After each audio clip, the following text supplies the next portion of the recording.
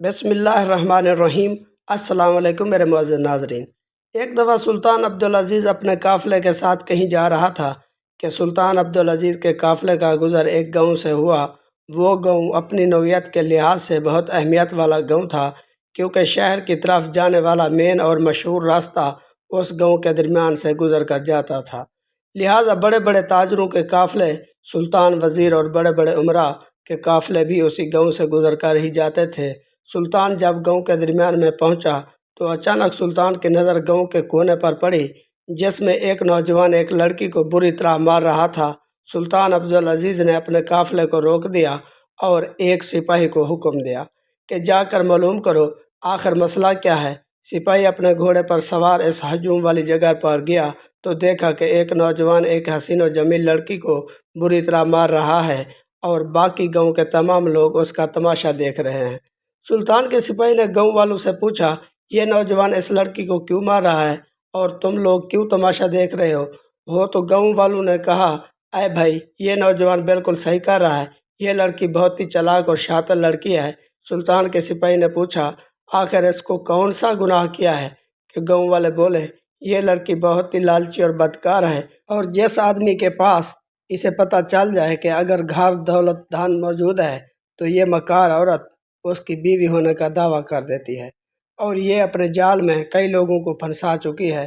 لیکن جب اس نے اس نوجوان تاجر پر اس دعوے کا اظہار کیا تو اس نے اس کو اپنی بیوی ماننے سے انکار کر دیا، اور اس لیے اس کو بری طرح پیٹ رہا ہے۔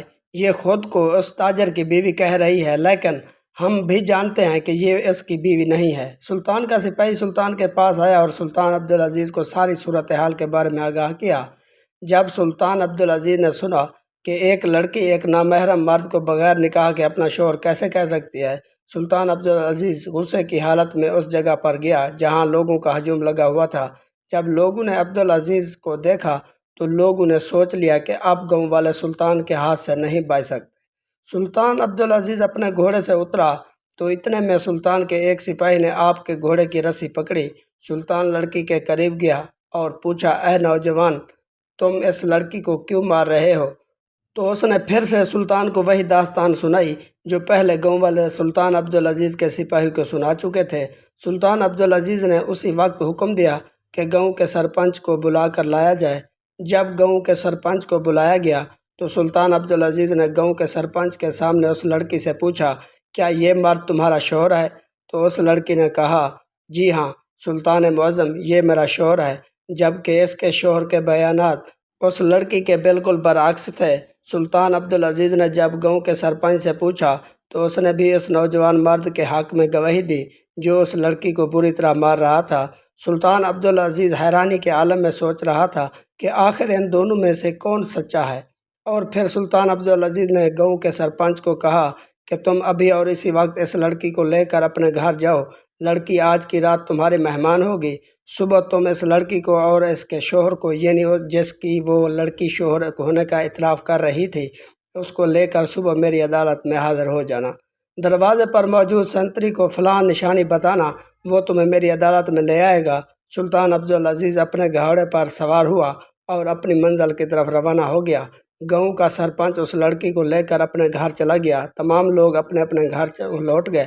صبح ہوئی، سلطان عبدالعزیز عدالت میں تشریف لے آئے تو چند ہی لمحوں میں سپاہی نے آ کر اندر گاؤں کے سرپنچ اور اس لڑکی اور اس کے شوہر کے اندر آنے کی اجازت چاہی۔ سلطان نے اجازت دے دی، عدالت لگ گئی، تمام لوگ عدالت میں جمع ہو گئے۔ اس سرپنچ کے ساتھ تمام گاؤں کے مرد و خواتین بھی موجود تھے، لہذا سلطان نے تمام لوگوں کو اندر آنے کی اجازت دے دی، کیونکہ سلطان چاہتا تھا کہ اس مقدمے کا فیصلہ تمام لوگوں کے سامنے ہو، اور جو بھی اس مقدمے کا فیصلہ ہو تمام گاؤں والوں کو پتہ چل جائے۔ سلطان عبدالعزیز اپنی نشست پر بیٹھا ہوا تھا۔ سلطان عبدالعزیز کے حکم پر اس لڑکی کو اور اس نوجوان تاجر کو کٹہرے میں لایا گیا۔ اب سلطان عبدالعزیز نے اس تاجر سے پوچھا کہ بتاؤ کہ تم اس لڑکی کو کیوں مار رہے تھے؟ تو اس نے کہا، سلطان معظم، جو میں پہلے بتا چکا ہوں کہ میں ایک بہت بڑا تاجر ہوں، میرا کاروبار بڑے بڑے بازاروں میں ہے، لہذا آج بازار میں مجھے تجارت کرتے ہوئے اس لڑکی نے دیکھ لیا تو اسے پتہ چل گیا کہ میں پیسے والا آدمی ہوں، لہذا یہ میرا پیچھا کرتے کرتے آ گئی۔ جب میں گاؤں میں پہنچا تو اس نے میرے گھر کے سامنے شور مچانا شروع کر دیا۔ تم میرے شور ہو اور مجھے اندر آنے کی اجازت دو۔ گاؤں والوں نے بھی مجھ پر شک کرنا شروع کر دیا۔ ہو سکتا ہے کہ اس آدمی نے دولت ہونے کی وجہ سے کہیں نکاح کر رکھا ہو اور گاؤں والوں کو پتہ نہ ہو، لیکن پھر بھی میں گاؤں والوں کو یقین دلایا کہ میری ابھی تک کوئی شادی نہیں ہوئی۔ نوجوان کے دلائل سننے کے بعد سلطان نے اس لڑکی سے پوچھا، بتاؤ اب تم اپنی صفائی میں کیا کہنا چاہتی ہو؟ تو وہ لڑکی روتے ہوئے کہنے لگی، سلطان معظم، میں ایک غریب کمہار کی بیٹی ہوں۔ یہ نوجوان جس بازار میں تجارت کرتا ہے اسی بازار میں میرے بابا کی ایک چھوٹی سی دکان ہے۔ ایک دن میری ماں کی طبیعت خراب ہو گئی تو وہ اطلاع دینے کی خاطر بازار میں اپنے بابا کے پاس گئی۔ جب میں بازار میں پہنچی تو اس تاجر کی نظر میرے اوپر پڑ گئی تو اس نے میرے باپ کو مجھ سے نکاح کرنے کی دعوت دی۔ میرے باپ نے اس کی دعوت قبول کر لی اور میرا نکاح اس نوجوان کے ساتھ کر دیا گیا، لیکن مجھے پتہ نہیں تھا کہ یہ نوجوان خوبصورت لڑکیوں کو اپنی ہوس مٹانے کے لیے چند دنوں کے لیے نکاح کرتا ہے اور پھر ان کو گھر سے دھکے دے کر نکال دیتا ہے، اور میرے ساتھ بھی اس نے ایسا ہی کیا۔ نکاح کو ہوئے تقریباً 2 ماہ ہو چکے ہیں۔ اس آدمی نے دن رات میرے جسم سے لطف اٹھایا۔ جب بھی بازار سے لوٹتا تو مجھے بستر پر لے جاتا۔ میں نے کئی بار اس سے کہا کہ تم ایک عام شوہر کی طرح میرے ساتھ سلوک کرو۔ دن رات ہم بستری کرنے سے مجھے تکلیف ہوتی ہے۔ ایک عورت کو صرف پیار محبت نہیں، اپنی زندگی میں بہت سے کام کرنے ہوتے ہیں، لیکن یہ میری بات کبھی نہیں سنتا، اور اسی طرح کرتے کرتے ہماری شادی کو 2 ماہ گزر گئے۔ جب 1.5 ماہ گزرے تو اب اس کا میرے سے دل بھر چکا ہے۔ یہ آہستہ آہستہ ہو کر جب مجھ سے یہ 2-3 ہفتے گزرے تو اب اس نے مجھ سے جان چھڑانے کی خاطر مجھے گھر سے دھکے دے کر نکال دیا، کیونکہ اب یہ میرے جسم سے اپنی ہوس پوری کر چکا تھا۔ اب سلطان عبدالعزیز دونوں کے دلائل سن چکا تھا۔ سلطان عبدالعزیز نے کہا کہ میں تم دونوں کے دلائل کی بنیاد پر کوئی فیصلہ نہیں سنا سکتا، لہٰذا مجھے گاؤں کے چند آدمیوں کی گواہوں کی ضرورت پڑے گی، اور ان گواہوں کے بیانات کے بعد ہی میں کسی مقدمے کا فیصلہ کر پاؤں گا۔ اب سلطان عبدالعزیز نے گاؤں کے چند بزرگ آدمیوں کو کٹہرے میں بلانے کا حکم دیا۔ ان کو کٹہرے میں لایا گیا تو سلطان عبدالعزیز نے ان سے پوچھا کہ ان دونوں میں کون سچ بول رہا ہے اور کون جھوٹ بول رہا ہے۔ تو ان تمام گاؤں کے بزرگوں نے اس نوجوان کے حق میں بیانات دیے اور اس عورت کے خلاف زہر اگلنے لگے۔ سلطان عبدالعزیز بڑا حیران ہوا۔ جب میں اس مرد کے دلائل سنتا ہوں تو یہ سچا لگتا ہے، اور جب اس عورت کے دلائل سنتا ہوں تو یہ مظلوم لگتی ہے، لیکن سلطان کا دل کہہ رہا تھا کہ یہ لڑکی سچ کہہ رہی ہے، کیونکہ چہرے سے ہی وہ نوجوان تاجر بدکار لگ رہا تھا۔ گواہوں کے بیانات کے بعد اب سلطان کا اس نوجوان کے حق میں فیصلہ دینے کے علاوہ اور کوئی چارہ نہ رہا۔ سلطان عبدالعزیز پریشانی کے عالم میں سوچ رہا تھا کہ اچانک سلطان عبدالعزیز نے اس عورت کو کہا، اب میں تم سے جو سوال پوچھوں تم نے اس کا ٹھیک ٹھیک جواب دینا ہے۔ اس عورت نے کہا، سلطان معظم، آپ نے جو پوچھنا ہے آپ پوچھ لیں۔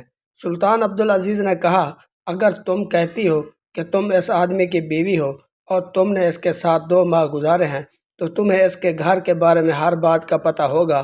اس نے کہا، جی ہاں سلطان معظم، مجھے اس کی ہر گھر کی بات کا پتہ ہے۔ پھر سلطان نے کہا، کیا اس آدمی نے گھر میں پالتو جانور رکھے ہوئے ہیں؟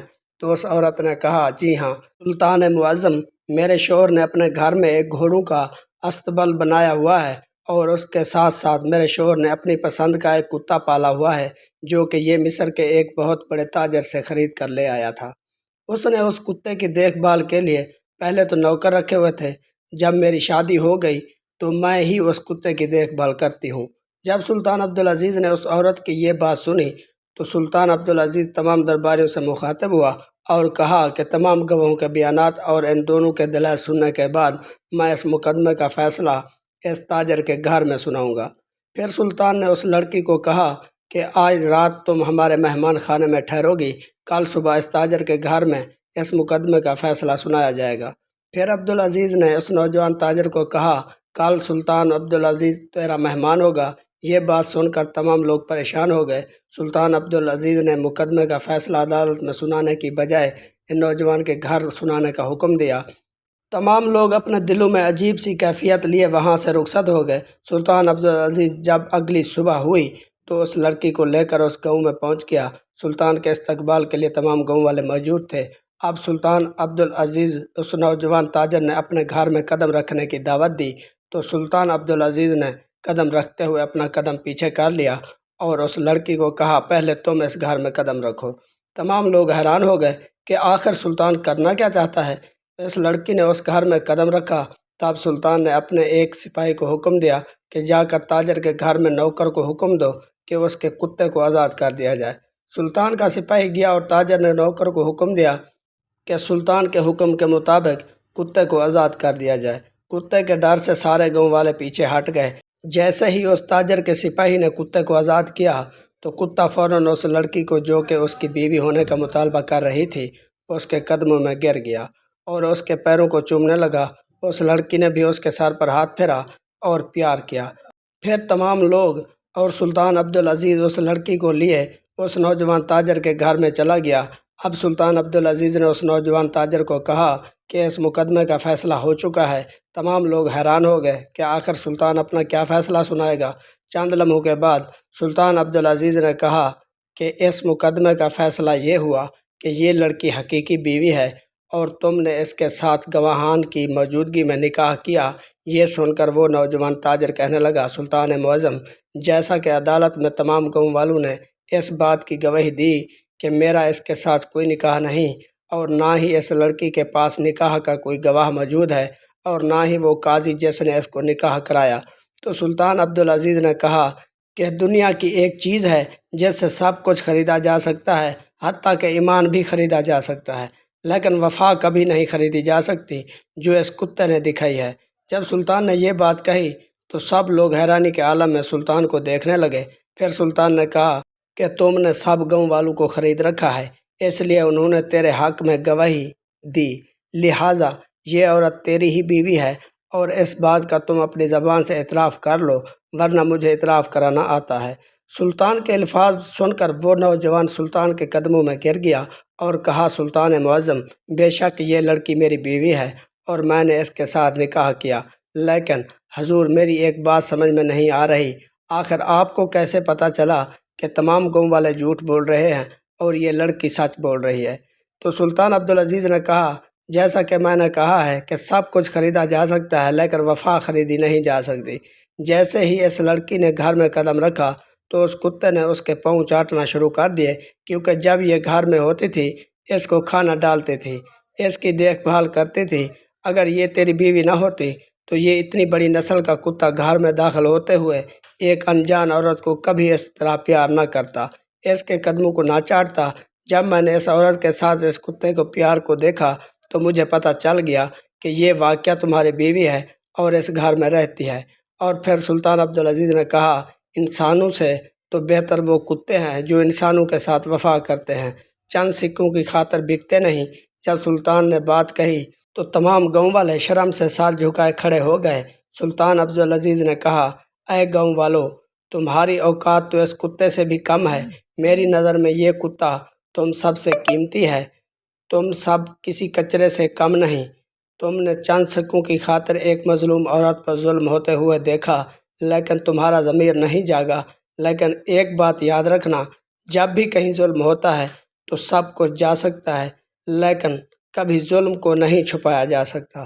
اس لیے اس نوجوان نے جو اس عورت پر ظلم کیا وہ اس سے چھپایا نہ گیا، حتیٰ کہ تم سب لوگوں نے اس گناہ میں اس کا ساتھ دیا، لیکن پھر بھی مجھے اس کتے کی مدد سے پتہ چل گیا کہ یہ عورت واقعہ میں سچ بول رہی ہے اور یہ نوجوان جھوٹ بول رہا ہے۔ پھر سلطان عبدالعزیز نے اس نوجوان کو کہا اے نوجوان، اب بتاؤ تجھے کیا سزا دینی چاہیے؟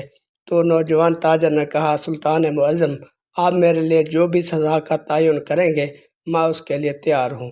یہ سب صورتحال دیکھتے ہوئے لڑکی رونے لگی اور کہا سلطان معظم، میں آپ سے درخواست کرتی ہوں کہ آپ میرے شوہر کو کوئی سزا نہ دیں۔